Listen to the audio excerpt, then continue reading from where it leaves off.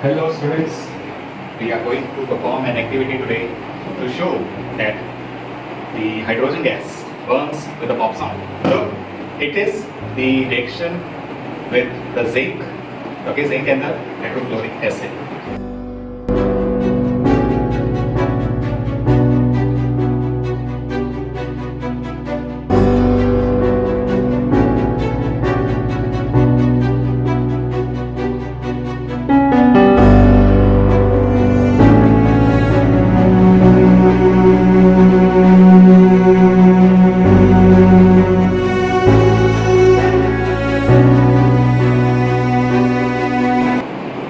now if I carefully add it because it may splash out, then as you can see there is